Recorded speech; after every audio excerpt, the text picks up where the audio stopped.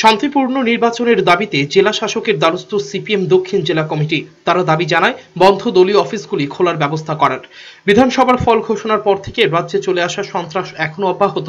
ব্যতিক্রম নয় দক্ষিণ জেলা, সেখানে বন্ধ সিপিএম এর বেশ কিছু অফিস। অভিযোগ, শাসক দল সন্ত্রাস চালিয়ে বন্ধ করে রেখেছে অফিসগুলি।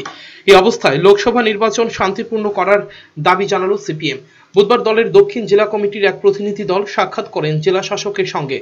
তারা দাবি জানান জেলার বিভিন্ন জায়গায় বন্ধ অফিসগুলি খোলার ব্যবস্থা করার। প্রতিনিধি দলে ছিলেন বাসুদেব মজুমদার, তাপস দত্ত, সুধন দাস, দীপঙ্কর সেন সহ অন্যান্যরা। শান্তিপূর্ণভাবে যাতে নির্বাচনটা আমরা করতে পারি দক্ষিণ জেলা, বিশেষ করে আমাদের পার্টি অফিস সেগুলি এখন বন্ধ আছে, সেগুলি যাতে খোলার ব্যবস্থা করা যায়।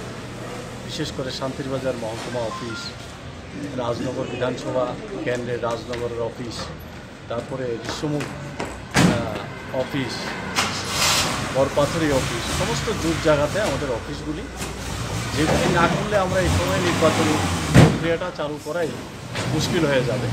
সেই এলাকাগুলিতে যাতে আমরা পার্টি অফিসগুলো বসতে পারি, এটা আমরা ডিএম সাহেবের কাছে দাবি জানিয়েছি। উনি বলেছেন পরিবেশ স্বাভাবিক না থাকলে শান্তিপূর্ণ নির্বাচন সম্ভব নয়, অভিমত রাজনৈতিক মহলের।